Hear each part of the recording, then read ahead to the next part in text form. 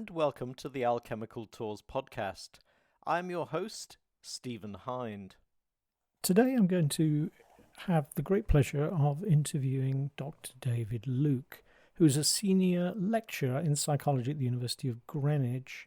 His research focuses on transpersonal experiences, anomalous phenomena, and altered states of consciousness, especially via psychedelics, having published more than 100 academic papers in this area, including 10 books, and most recently, Psychedelic Mysteries of the Feminine. When he is not running clinical drugs trials with LSD, doing DMT field research experiments, or observing apparent weather control with Mexican shamans, he directs the Ecology, Cosmos, and Consciousness Salon, and he is a co-founder and director and the current chair of Breaking Convention, which is an international conference on psychedelic consciousness, which is just recently taken place at the University of Greenwich and where I had the pleasure of attending. Thank you very much, Dave, for agreeing to do this podcast. What I thought I wanted to start with is to define a little bit what it is that is you see as your work and your methods. One of the things I've greatly admired is the fact that you've been able to play these different games of being, a mainstream, well-published psychologist in the lab, doing psychology experiments, and also to do ethnological work and going out to do field work and to experience altered states yourself by spending time with indigenous peoples, and really kind of mixing all these different roles, which is very unusual for somebody within psychology. So I wonder if you just tell us a little bit how you see your work. Yeah, I think my whole shtick is altered states and exceptional experience and what that can tell us about the nature of reality and ontology and consciousness and all of those things. And I treat it like a bit of a game as much as anything. I can do the science and I can be a scientist, but I find most scientists rather front-loaded their beliefs and refuse to acknowledge them as beliefs and kind of hang to them quite doggedly, really. So, but I think it's a useful tool for flipping that on its head and kind of leaving open the alternatives to the kind of current mainstream paradigm, really. One of the things that got me really interested in this whole topic of alchemy is that it seemed that in medieval times that scientists were much more open to pursuing a Renaissance approach where they were interested in sort of arcane knowledge and knowledge of kind of internal states and spiritual states, and were kind of very adventurous in the way their thinking would go. I sort of see this sort of alchemy as something fairly universal, and that, maybe we can see this in tribal and shamanic people. We can see this in sort of Chinese and Indian traditions. But more importantly, we seem to be seeing something similar, some renewed sense of this adventure with scientists such as yourself in the kind of modern era. I wonder if you would agree with that as a characterization. Absolutely. I have to say my actual academic knowledge of alchemy is pretty thin, but I can speak to the notion of that, how scientists in the Renaissance period were very much engaged in a kind of esoteric arts as well, along with the science. And I think as that, I guess, kind of what myself and some of the scientists are doing is in that vein, it's in that tradition of also kind of taking part in shamanic practices or whatever it may be, and using that to inform our research and our science. One famous example, of course, is Sir Isaac Newton, who, only relatively recently we found out that he'd written, vast tomes on alchemy and his own sort of internal experiments. Also, perhaps he was experimenting with how to create gold. So a very strange thing for one of our kind of pillars of modern science and the rational thinking to have been engaged with. And Absolutely. yeah, so this sort of He did actually manage to make gold as well, turn lead into gold effectively. Say some more. He did. It's a bit of a funny side story, but he became master of the mint. Oh yes. And he did this kind of sleight of hand whereby he managed to replace the main coinage of the time, gold coin, with kind of the English gold crown. So that became the main kind of currency of trade, which meant that the monarchy could put a tax on it, and they made an absolute fortune. So in a kind of roundabout way, he was able to kind of just magic up gold out of thin air for the treasury. So returning to psychology, then, the sort of early history of psychology seemed to move firmly away from studying subjective experience, as we went into the 1900s and so on. So my question is it now possible within psychology, within science, to study subjective experience? I think behaviorism was the first step, and then cognitive psychology is only since the dawning of neuroscience that we're allowed to talk about subjective experience again. In the age of neuroscience, and consciousness is no longer a dirty word, but it has to be coupled with this kind of high-tech phrenology, essentially brain imaging. Otherwise, you can't speak about subjective experience. Really, it's just a means to an end of kind of propping up this materialist endeavor of supposedly mapping the mind through matter, through the brain, which I think is never ultimately going to be fully successful. Personally, but we've got to a point now we can actually talk about subjective experience again, at least, but it's within a very kind of constrained kind of purview, really. I saw a sort of survey at some point about academics in universities, and one interesting result was that people in the sort of social sciences and psychology and so on seem to be less likely to have any sort of transcendental belief, some belief in some sort of, something non-materialist. Whereas people in the sort of harder sciences, such as physics and engineering and so on, were more likely to have those beliefs. I just wonder why that is, why people studying the mind are not able to perhaps even go in with an open-minded approach, that maybe there are alternate states that we don't understand. It's interesting. It's curious, isn't it? I think, maybe psychologists know a little bit more about how easy it is to deceive ourselves and so on and so forth. And, religion's been on the firing line from a lot of psychologists over the last century. But it's also probably a lot to do with kind of science envy too. They think they have to be hardcore atheist materialists, or real scientists won't take them seriously, i.e. physicists and, hard scientists and so on. So I think a lot of it comes from that. I get a lot of stick for my research in parapsychology. Not really very tricky stuff, but, my colleagues don't agree with it, on the whole. And yet, if you look at what's going on in kind of quantum physics, or just in physics at large, it's far weirder than, anything parapsychologists are churning out, really. Psychologists seem to be kind of willfully ignorant of that.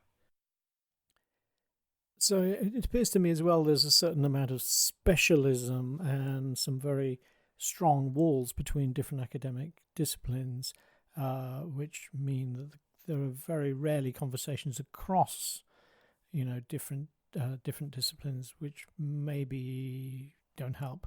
What do you think to that? Yeah, it is a curious thing. I think I think the academy's become very constrained, and I think specialism has kind of forced people into very narrow tunnels of kind of research windows, So neuroscientists never stray far from their scanners, their brain scanners, and are kind of unwilling to engage in anything that doesn't involve the brain, really, So a lot of the kind of hardcore neuroscience team that I work with, looking at brain imaging with psychedelics, on the whole, don't think that shamanism has anything to offer about our understanding of the nature of consciousness through psychedelics, which I find preposterous, really. It's like, well, hey, these guys have been tripping for thousands of years. They are the experts of this domain on a subjective level. Of course, we can learn something from that, which I find really curious, and I think it's just a kind of a hangover of the way we do research in the academy as much as anything. Another thing that I think perhaps makes it difficult to study alternative states in shamans and so on with the methods of psychology is the quantitative methodologies that require a certain size of population, certain normal population, in order to do a psychology study, and whereas my own experience with meeting extraordinary people from other cultures is they aren't normal. They are, there might be one shaman in a whole tribe, which means that isn't something you can study as a normal phenomenon. It's an abnormal phenomenon. I wonder what you think to that, whether it's possible to study abnormal people with alternative states. Well, I totally agree with you, and I think it absolutely should. And going back to the neuroscience again, I mean, I heard just the other day that one of my colleagues had been getting his brain scanned on psychedelics, as we do, as a kind of hobby and favour kind of thing. And, he had no apparent default mode network, which is the kind of the crux of the current theories underlying psychedelic action in the brain. And so he's not allowed to take part in any further neuroscience imaging because, he's just going to bugger up their theories, really. So I think, neuroscience particularly and psychology in general does strive to find these kind of, neuro-normal people to just make extrapolations about the rest of humanity at large. And whereas, as you rightly say, in shamanic cultures, it's very different. We're actually looking, I mean, my whole research avenue and parapsychology, transpersonal psychology really is seeking out the anomalies, because I think that, it's those exceptions that really do turn things on its head and cause you to kind of realize that your theories are somewhat limited and not fully generalizable. So, I think ethnography and, the tools of anthropology are very useful ways in, at the very least. And then you can kind of build it up from there. Case studies, even kind of then applying experimental procedures. So I've started kind of actually publishing some experimental case studies more recently. For instance, this is a bit more prosaic and less exotic, but synesthesia, for instance. So a lot of the arguments are that in the research community that synesthesia, if it's congenital and natural, is different from psychedelic-induced synesthesia because that's fleeting and it doesn't last and it doesn't conform to the same kind of standards. It's not specific, it's not consistent, and so on. But we've just found somebody who overdosed on 2CB and now has permanent synesthesia as a result. So we got him in the lab and kind of verified that with behavioural measures. And so you only need one case. As the history of medicine will tell you, one case changes everything about what we understand. So I think there's a lot to be said for that more kind of individualistic approach as well. Of course, the other place where there is sort of abnormal behaviour, if we can use that word, is within the sort of clinical psychology and psychiatry field, where there is a book, as you know, the DSM or the ICD, and there's a method of classifying small numbers of people and giving them particular labels as to what their conditions are. So, yeah, that seems to move against this sort of normality in some ways, but is the labels are given by experts, so-called experts, to a small number of people, which I think it relates a little bit to how you study kind of rare behavior, alternate behavior. I don't know what you think, but it's not necessarily good for the people involved to be given these labels, in my opinion. I did hear actually that the ICD is moving away from this kind of diagnostic approach, yes. Because it's so full of holes, essentially, because you're trying to pigeonhole individuals into this kind of generic categories, which don't really apply to anybody kind of completely, and moving towards a kind of like a needs-based approach. So what are the individual psychological needs of that person? And just forgetting about diagnostic criteria altogether, which would be a really brilliant move forward in the clinical world, I think. Just come from Breaking Conventions, it seemed that there was a sort of consensus that psychedelics might be a much better treatment for many clinical conditions rather than SSRIs, and that there seemed to be a certain set of thinking that there was a crisis within psychiatry. I don't know what your view is. Yeah, absolutely. I think psychiatry is in crisis a bit as well currently. I mean, hasn't really advanced in the way other kind of fields of medicine have, and that I think it's just our fundamental approach to psychology and clinical psychology and psychiatry, underlies that. Shifting gear a little bit, I just want to come on to the topic of shamanism and how can you bring sort of scientific rigor and the study of indigenous culture such as shamanism together? Yeah, I mean, so I guess a lot of my endeavor really is kind of trying to marry up the kind of the shamanic ontology and epistemology with a kind of Western scientific one, and to approach altered states and psychedelics and try and find a middle ground, that one can inform the other, which is no easy task, but it's fun and challenging, So how do we kind of take these kind of very alien to the Western mind ontologies, shamanic worldviews, and put them under the microscope? And I think even just asking those particular kinds of questions and looking at the phenomena that people produce supposedly in these kind of traditions,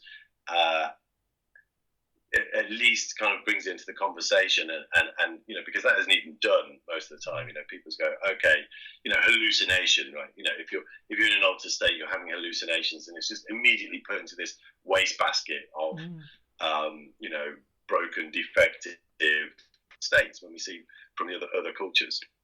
And I think that's starting to kind of bleed its way now into the mainstream through this psychedelic renaissance and the clinical applications of psychedelics. And we're finding that as much as scientists want to treat them like pharmacological agents, just have kind of really kind of distinct brain neurobiological action, there's so much that comes through in the subjective experience which kind of has influence over the clinical outcomes that it can't be ignored, essentially.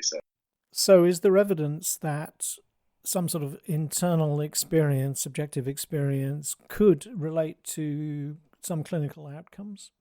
Yeah, they're finding that in a lot of the research now. So, end of life, terminal illness, trying to reduce anxiety, death anxiety, or be it for tobacco cessation or for depression, they're finding the mystical experiences are kind of indicative of those people who have the better clinical outcomes. So, you can't get away from the experience and what's going on a very subjective level in those kind of altered states of consciousness. I think that's what we've got to bring back in, and therefore, then give some at least airtime to the traditional shamanic worldview and experience. I think because there's something valid to be mined there.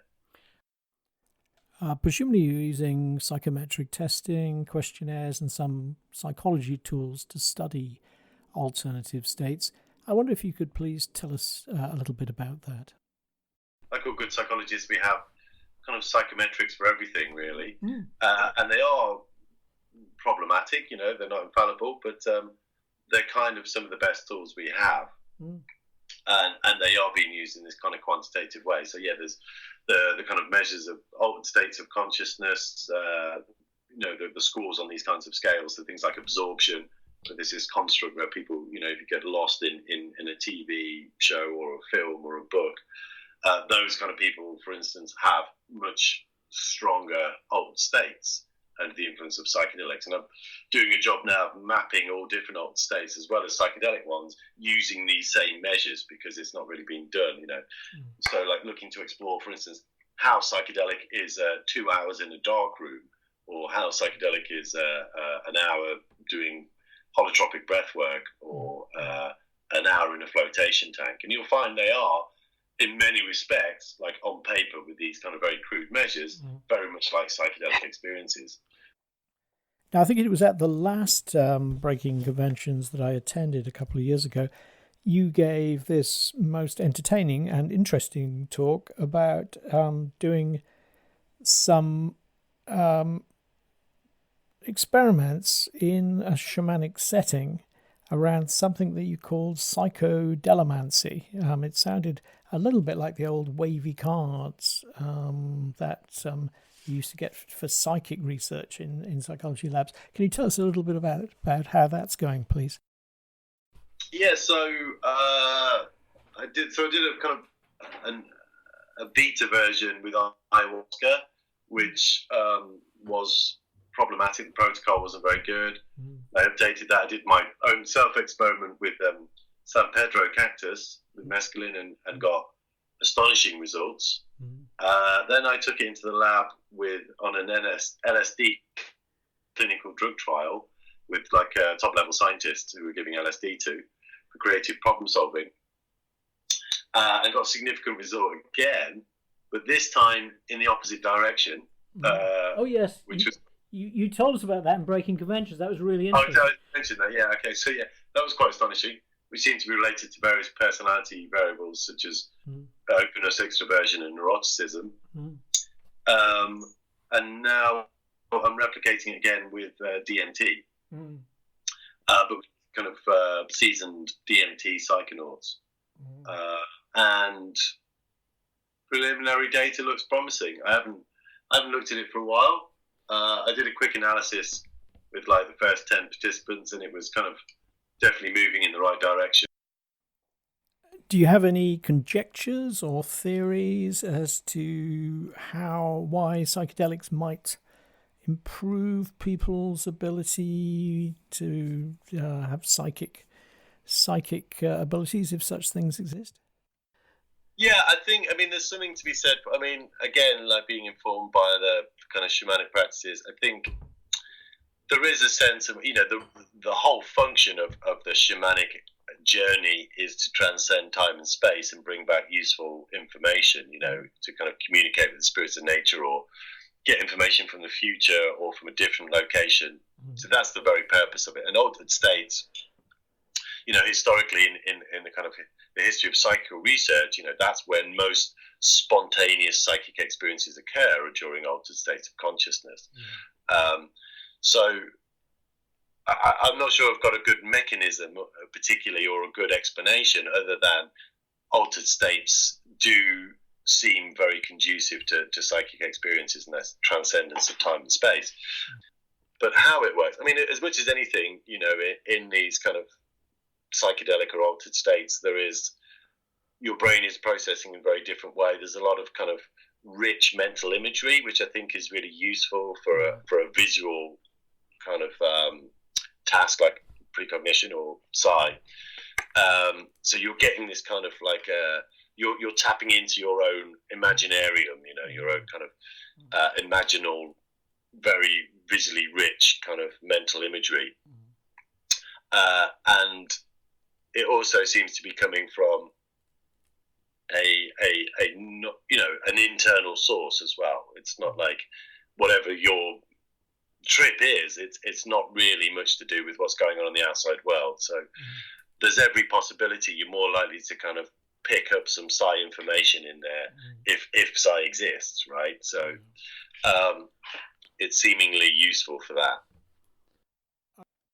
One thing I wondered is the methods you're using to study people when they're in these psychedelic states, are they confounding somehow the findings? Are they sort of interfering with any possible states or outcomes that you might be studying?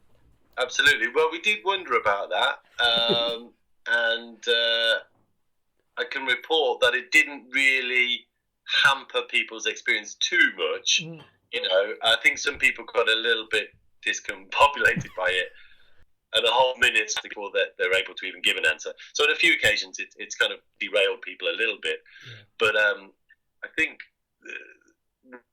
we've had fairly consistent blast-off experiences with our DMT participants. And so in that state, when they are in the full throes of a full DMT hit, because we're only going for like full DMT hits, it doesn't really impinge too much. So we're going to wrap this podcast episode up, but we will be inviting Dave back again to talk in more detail about some of these things, as I feel we could have spent a lot of time on any of these experiments and studies and ideas that Dave has. It's totally fascinating, and I'm very happy to kind of spread the word about this very interesting research going on at University of Greenwich, and Dave's amazing role in this community, including being the kind of hub of breaking conventions and the chairman this year, kind of getting that amazing conference going. So thank you very much, Dave. You've been listening to the Alchemical Tours podcast with Dr. Stephen Hine. You can subscribe via iTunes, YouTube, Spotify, SoundCloud, Apple Podcasts, Mixcloud, and other well-known platforms. Please do not forget to recommend and rate us. If you have any comments, ideas, or corrections, please do not hesitate to email us at podcast@alchemicaltours.com or contact us via Facebook or Twitter. We always love to hear from you. This podcast is community funded and not for profit. To support us, please subscribe to our Patreon page at patreon.com/alchemicaltours. Until next time, this is the Alchemical Tours podcast, and thank you for listening.